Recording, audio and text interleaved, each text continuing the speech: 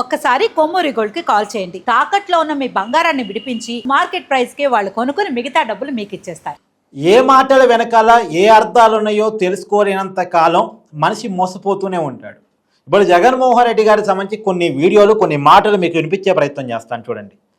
లాభాని కోసం చేస్తారు కాబట్టి అనే ఉద్దేశంతో పూర్తిగా ప్రైవేట్ అనేది తీసేసి గవర్నమెంట్ షాపులు నడపడం మొదలుపెట్టింది. అదే కాకుండా టైమింగ్స్ కూడా రేట్స్ చూస్తే షాక్ కొట్టే విధంగా రేట్స్ ఉండాలి. So that they are demotivating, shock కొట్టే రేట్స్, సో దట్ సామాన్యుడు అనేవాడు దీనికి బలి కాకుండా ఉండాలి అనే తాపత్రయం దిశగా అడుగులు వేస్తా ఉన్నాం. బ్రాండ్ పేరు ఏది అన్నది ప్రధానం కానే కాదు అధ్యక్ష. లైసెన్స్డ్ డిస్టిలరీస్ నుంచి వస్తా ఉందా లేదా అన్నది మాత్రమే ముఖ్యం అధ్యక్ష. చూసారుగా, విన్నారుగా.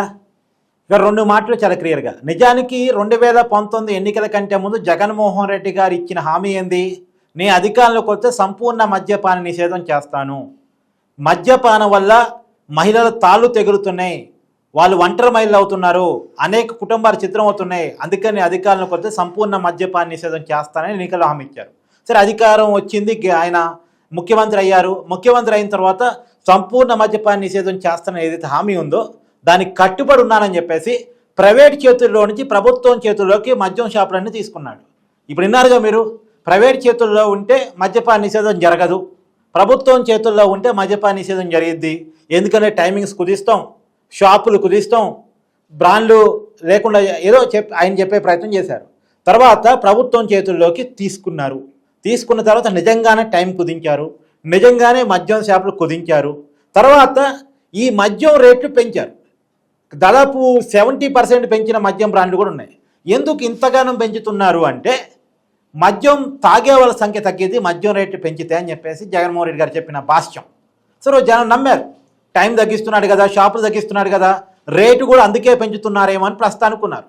కానీ తర్వాత తెలిసిందేంటి, మద్యం షాపులు ప్రభుత్వం చేతుల్లోకి తీసుకోవడం ద్వారా తన అనుకున్న బ్రాండ్స్ని అమ్మడానికి అవకాశం దొరికింది.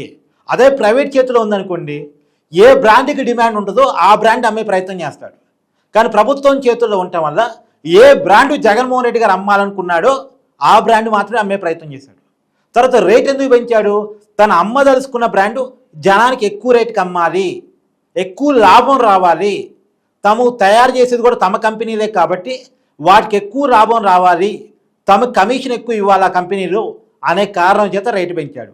ఫస్ట్ ఏమో మద్యపాన నిషేధం కోసం ఇవన్నీ చేస్తున్నా అని చెప్పి, తర్వాత ఆచరణలో మాత్రం మద్యపాన నిషేధం పక్కకు పోయింది, సొంత బ్రాండ్ల అమ్మకం స్టార్ట్ అయింది.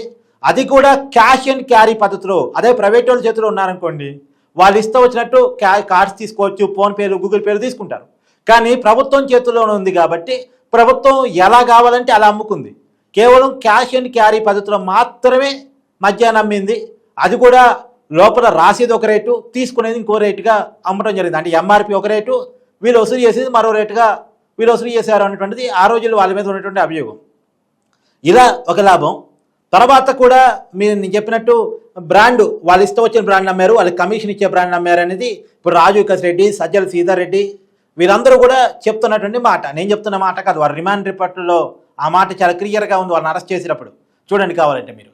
అంటే మద్యపాన నిషేధం అనేటువంటిది మద్యం స్కామ్ చేసుకోవటానికి వేసిన ఒక ఎర. చేపను పట్టడానికి వలేస్తాం కదా, అలా జనానికి ఒక ఎరేసాడు జగన్మోహన్ రెడ్డి. నేను సంపూర్ణ మద్యపాన నిషేధం చేస్తానని. ఆ సంపూర్ణ మద్యపాన నిషేధం పెట్టుకొని ప్రైవేట్ చేతిలో షాపులు లేకుండా చేశాడు, డెస్టినరీస్ తన చేతిలో పెట్టుకున్నాడు, షాపులు తన చేతిలో పెట్టుకున్నాడు, తన ఇష్టం వచ్చిన బ్రాండ్లు అమ్మాడు. పైగా ఈ బ్రాండ్లు ఏంటి, నాసిరకం బ్రాండ్లు కదా, వీటి వల్ల ఆరోగ్యాలు చెడిపోతున్నాయి కదా, చాలామంది చనిపోతున్నారు కదా అంటే బ్రాండ్ ముఖ్యం కాదు, తయారీ సంస్థ ముఖ్యం అని చెప్పేసి అన్నాడు. మరి ఆ సంస్థలు ఏంటి? ఆ సంస్థలన్నీ కూడా ఒకటి మిథున్ రెడ్డిది, ఒకటి విజయసాయి రెడ్డిది, ఇంకోటిది రాజు కసిరెడ్డిది, ఇంకోటి సజ్జల సీతారెడ్డిది, వేదం పెట్టి సొంత తయారీ సంస్థలు నడిపాడు, సొంత మద్యాన్ని తయారు చేశాడు, సొంత మద్యాన్ని అమ్మాడు, బ్రాండింగ్ మద్యాన్ని లేకుండా చేశాడు. కానీ బ్రాండింగ్ మద్యం కంటే ఎక్కువ రేటుకి అమ్మాడు. అది కూడా క్యాష్ కొట్టు మద్యం పట్టు అనేటువంటి పద్ధతిలో అమ్మేసి పెద్ద ఎత్తున డబ్బులు కూడబెట్టుకున్నారు అనేటువంటిది ఈరోజు జగన్మోహన్ రెడ్డి గారు